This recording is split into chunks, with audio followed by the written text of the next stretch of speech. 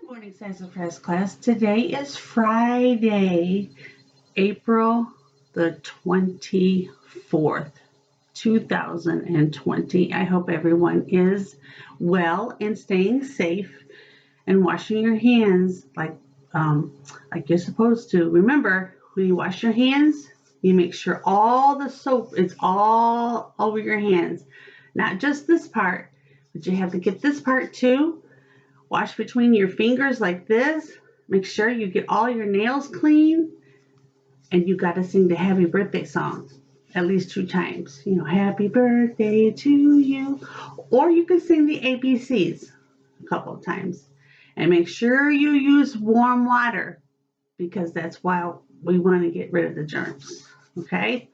So that's just a little ad this morning for you all. Today we're going to talk about our last unit of trees. Today's the last day for trees. Monday we're going to be talking about recycling, and that's really exciting because I like to recycle. I try to think of different ways you can recycle things. So you be thinking about different things that you can recycle, okay? And I went outside and I have one tree in my yard, one tree, and it is a pine tree. And I don't think that was in the book that we read, but I went outside and a pine tree gives pine and needles. See all the needles? Try to get, you can see these are pine needles. They fall off of the tree and they get all over the ground. But it's kind of neat because they kind of use like mulch on the ground. And they also produce pine cones. You see the pine cones? And there's all kinds of activities you can make with pine cones. You can paint them. You can put glue on them, and you can put all kinds of stuff on them. Whatever you have in the house, you can paint with them. You can also put bird seed on there, and you can hang it up, and then the birds could come and eat it. There's all kinds of things you do with pine cones. This is a pretty good sized pine cone.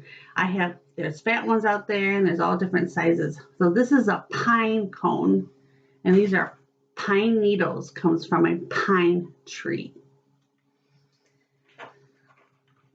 So today we're going to read the story of Henny Penny. Henny Penny. Now Henny Penny was a chicken. And she was a little bit, I don't know what we could call her, but she had something fall on her head and she thought the sky was falling. I don't really think the sky could fall. Do you think the sky could fall? I don't think so. But let's see what Henny Penny was doing in this book, okay?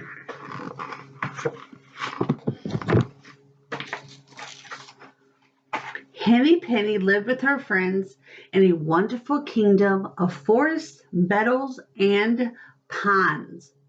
It was a perfect place as you could imagine, unless you were Henny Penny.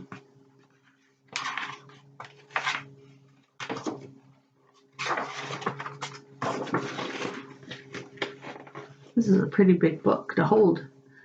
So Henny Penny wandered down the road, picking and flicking and pecking and checking. Finally, she stopped under an old tree. Bugs and grubs were everywhere. Well, these look tasty, said Henny Penny. I only hope I don't get sick from eating too much. She worried all the time. You know what worrying means? That means you're always just, oh my goodness, what is going to happen? You're worried all the time.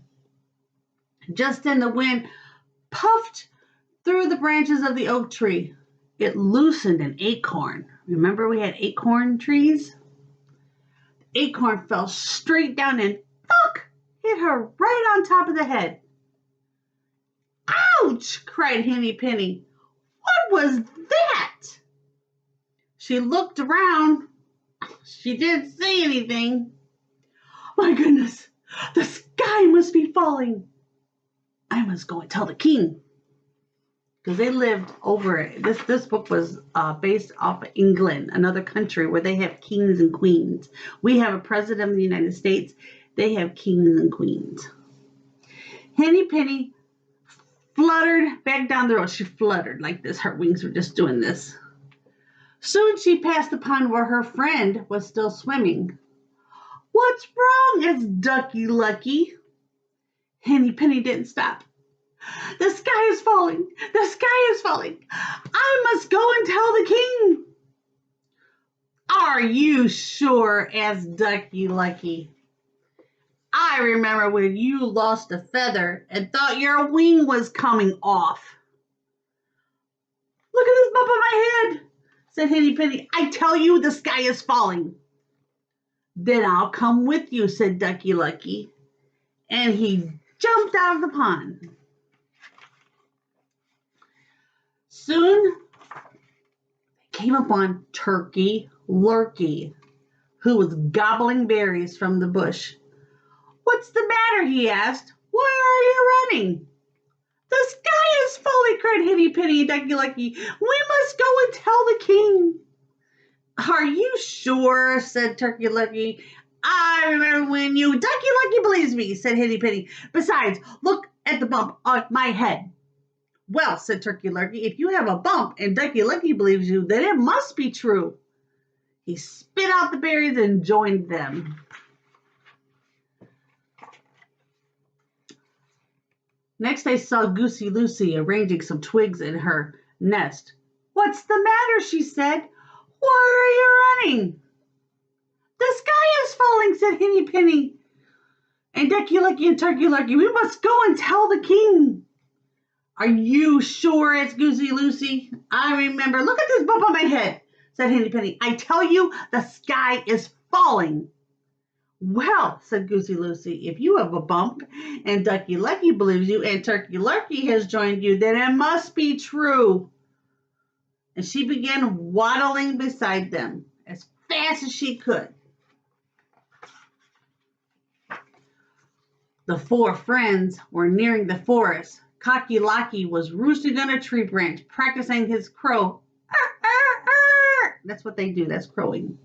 That's not a very good crow. "What's the matter?" he asked. "Why are you running?"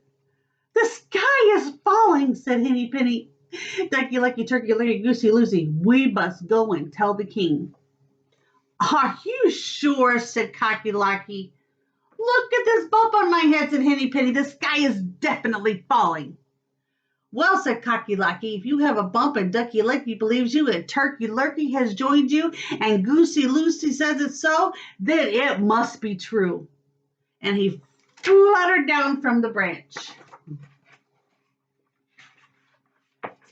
Now the five friends hurried into the forest. They had gone only a little way when Foxy Locky stepped out from a cluster of trees.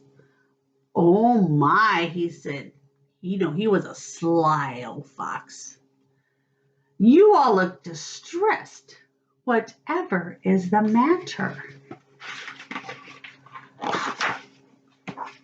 "The sky is falling," cried Henny Penny, Ducky Lucky, Turkey Lurkey, Goosey Lucy, and Cocky Locky.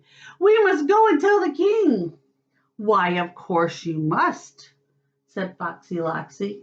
"Listen, my friends, I know the king well, and I also know a shortcut to the palace." You know, a palace is like a big castle. "So follow me. There isn't a moment to lose." I'm not sure I trust that old fox. The fox led them further into the woods down a twisty, turning trail. "Are we almost there?" asked Henny Penny. "Almost," said Foxy Loxy. "But, oh dear, you all look so tired. Should we stop at my den for a moment? You can meet my family and rest for a while." "Yes, please," said Henny Penny, Ducky Lucky, Turkey Lucky, Goosey Lucy, and Cocky Locky. "Right this way," said Foxy Loxy. As they walked, he told them about his lovely wife, Roxy Loxy.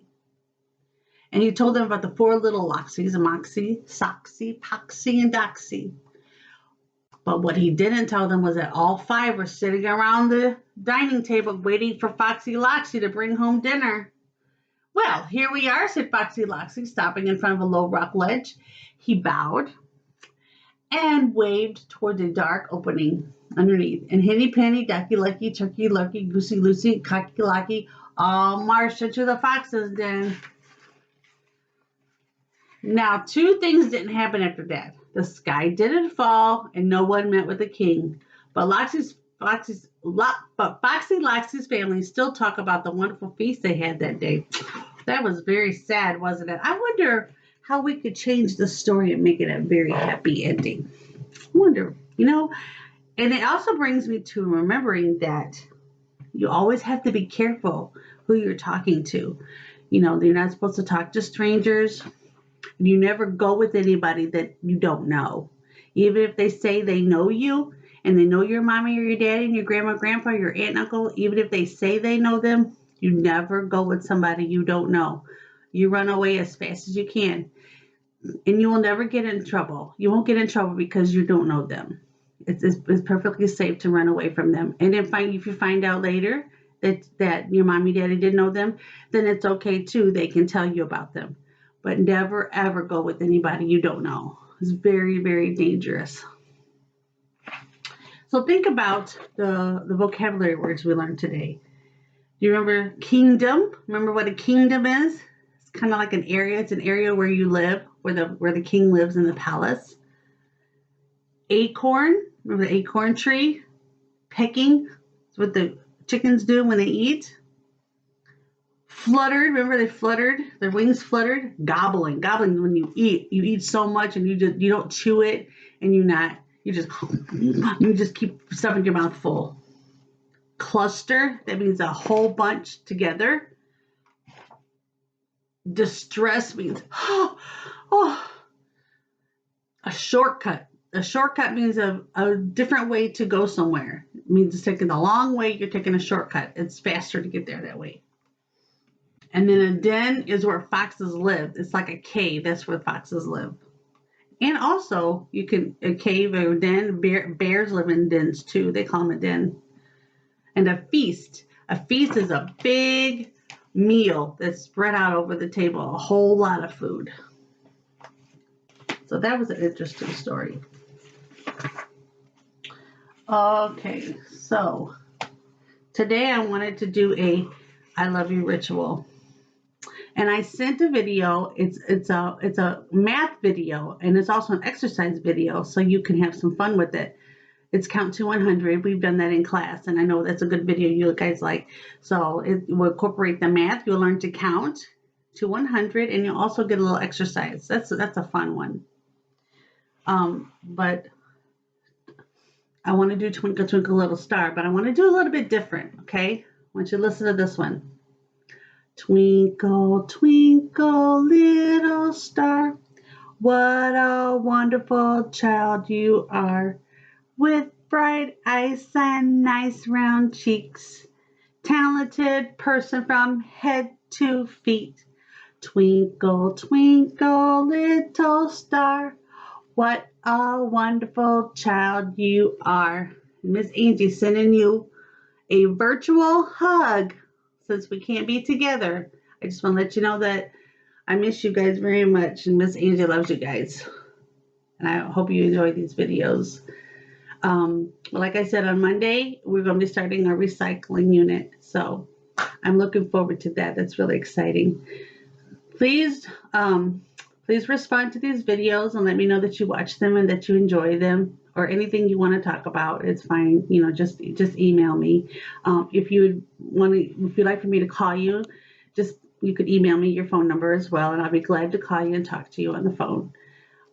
But you all have a great day. Have a great weekend, and I wish you well.